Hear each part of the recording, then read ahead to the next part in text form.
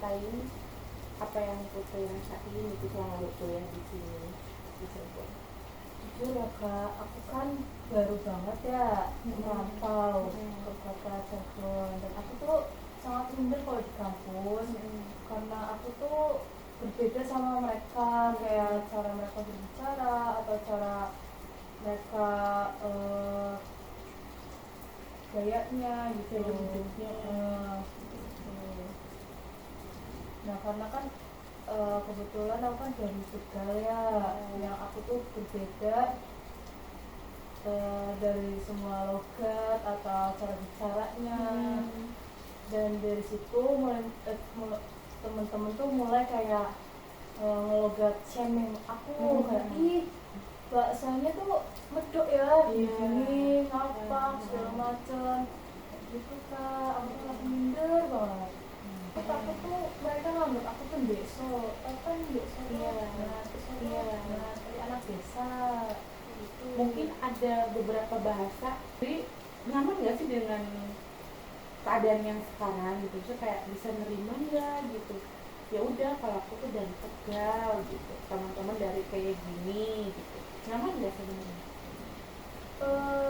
Kalau nyaman sih nyaman-nyaman aja, cuma kan ada beberapa temen yang suka ngeledek gitu loh Kak, kayak ini apaan sih, jangan mau sama Putri, logatnya beda, gini-gini kayak orang desa gitu loh.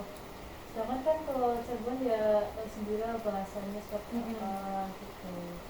Pentingnya bagi kita gitu menyadari bahwa setiap orang itu punya latar belakang yang berbeda gitu, budaya, tempat, dan bahasa, dan dimana tempat kamu tumbuh itu pasti dong kayak punya suatu kebanggaan sendiri gitu.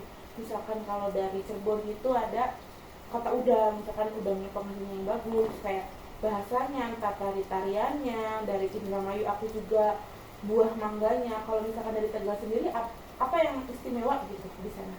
Kalau dari khasnya ya makanan tuh kayak tahu lah, siapa sih yang nggak tahu ya, tahu kayak tahu gitu kan ya.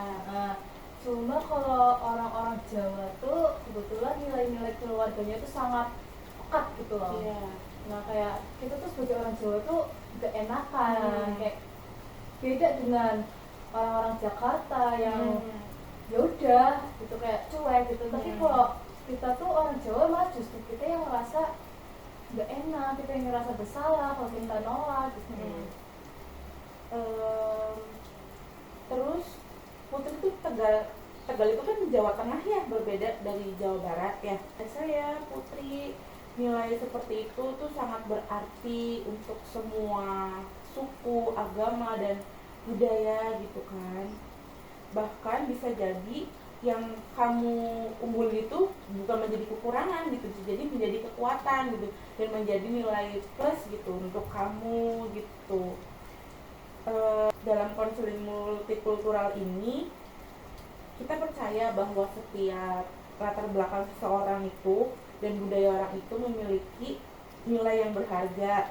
Bukan soal mana yang lebih baik, tapi bagaimana kita bisa menerima diri kita dengan utuh, dengan sepenuh hati gitu.